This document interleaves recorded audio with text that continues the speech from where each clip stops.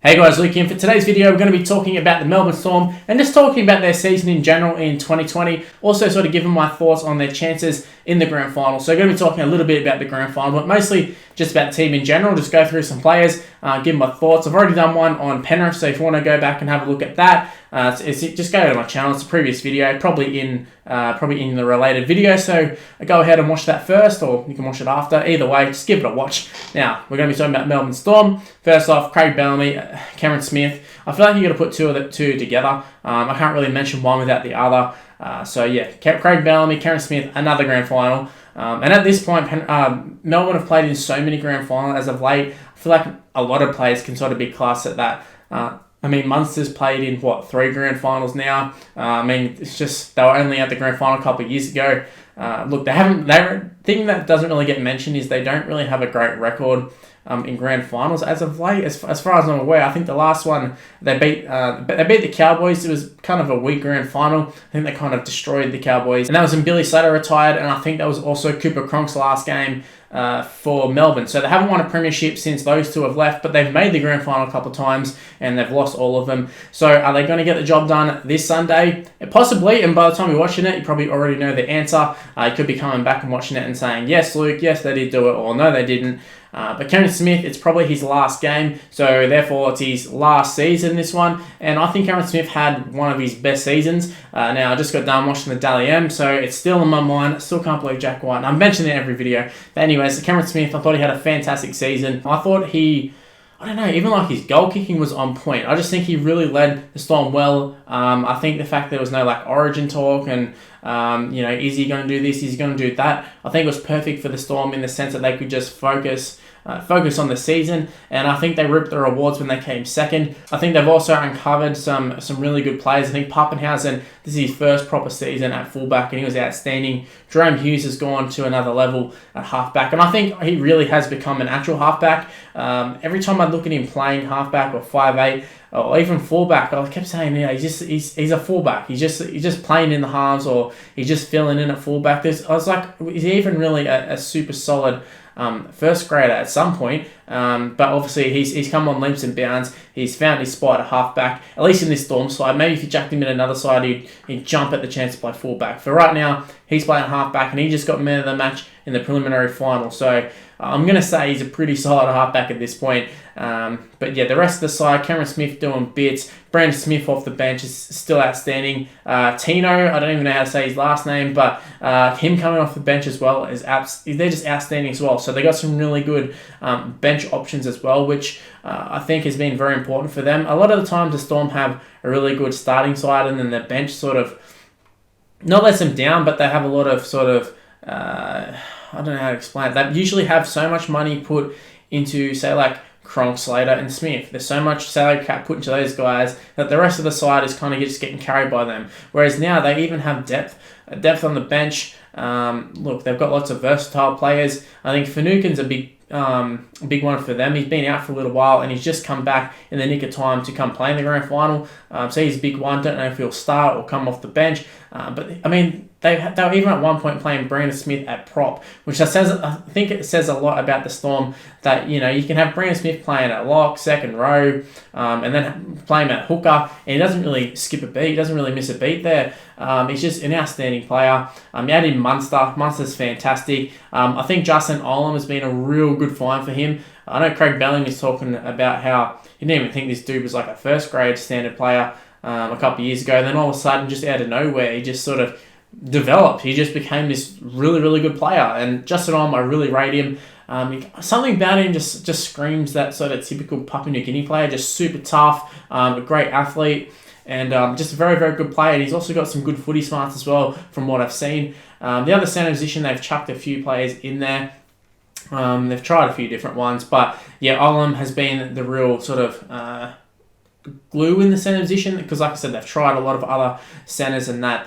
Even guys like Hines on the bench has been quite good for them. So it's also kind of strange.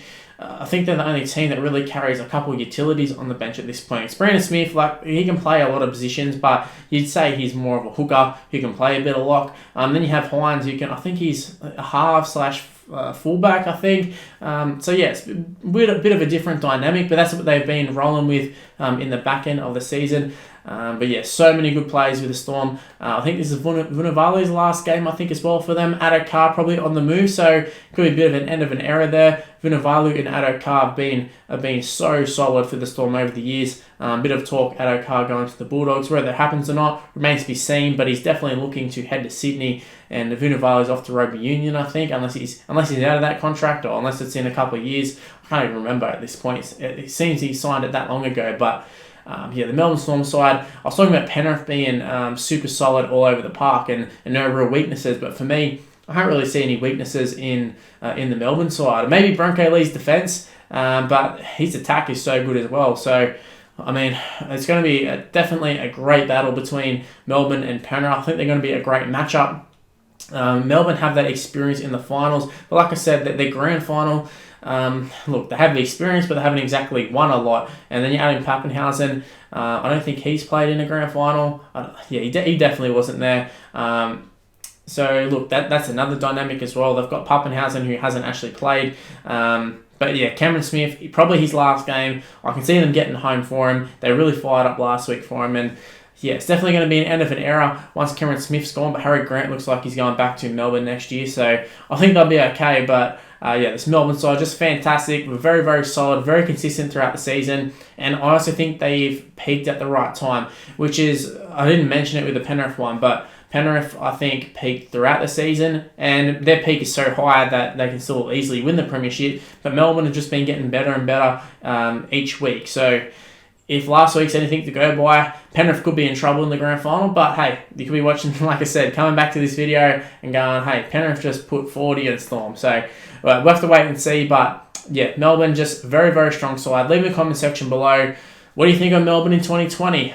Look, I think they're a great chance of winning the grand final. I said this about Penrith. I mean, they're in the grand final, obviously they're a chance, but just in terms of this side, it is really hard to pick between the two of them. But yeah, Storm, they came second, Penrith first. I think it's very fitting that they play in the grand final. I'm glad it's these two, and I really am intrigued to see whether Cameron Smith is going to handle the pressure. He's done it everywhere else. Can he do it one last time for the Storm? Or maybe it's not going to be one last time. But, you know, they did sort of parade him off last week, so look, maybe he hasn't announced it publicly, but it definitely seems like he's retiring. So we'll have to wait and see. Also, another thing I should mention that I haven't mentioned so far is that Melbourne, with the whole COVID stuff, they were one of the two teams. The Warriors had to get relocated and come to Australia, and Melbourne had to get taken out of Melbourne, obviously, because of the super strict lockdowns and stuff that are happening in Melbourne. So they had to get taken away. I think they played a few games in Sydney, maybe, but they ended up in Queensland, which I did think actually helped them a lot. They got to play at Suncorp, and that was their home ground. And just like Melbourne have done in the past, they sort of have a lot of players who are in that Queensland setup. You've got your Cameron Smiths, who obviously very familiar, Munster, Felice Kafusi is another one. But I think it's a ground that definitely does suit the Melbourne Storm. It's a bit of a fast track, and Melbourne Storm are definitely a fast side these days. You've got your addo-carrs, you've got your Papenhuysens, even you've got your Jerome Hughes in and around the ruck there, in at the halfback position. There, like I said, a very, very fast side, and Munster as well, I can't forget about him. So the whole Suncorp Stadium, I think it definitely did help them. One thing that I'm not really sure about is whether they have to fly in on grand final day or not, like they have been in the past. For away games, they were been flying in on the day and then flying back. But grand final, there's a lot of media commitment, so I'd be intrigued to see whether they get to go in a couple of days early or not. But yeah, that's definitely sort of an aspect I feel like doesn't get mentioned enough, is the Storm's commitment to the season, because if it wasn't for them, I mean, the season might not have even happened. I know the Warriors definitely get a lot of credit for it. I mean, they left to go to a whole new country, which is definitely deserves a lot of credit. They won the award for it the other night in the Dally M's. But Melbourne are essentially doing the same thing. I know a lot of them have got family, like I said, in Queensland, that sort of stuff, so it's not quite as different, but they still had to travel a considerable amount of time. Also, without knowing whether they're going to be able to go back or not, and especially like the whole Melbourne situation sort of seems to be getting worse and worse in terms of just general life, in terms of lockdowns and stuff, and the whole COVID thing. So with no sort of end in sight, it's been a solid effort from Melbourne to go ahead and relocate and perform as well as they have. And yeah, credit to Melbourne Storm for getting to the grand final. If they do go on to win it, I think you'll be able to say it was well worth it for them. But maybe if they lose it, maybe not. Maybe be a lot of sad players and sad families after all of the sacrifices they've made, and then they end up with nothing. So I don't know. Leave in the comment section below. What do you think of Melbourne Storm in 2020? And what do you think of Cameron Smith? Do you think he's going to retire? Do you think he's going to play on?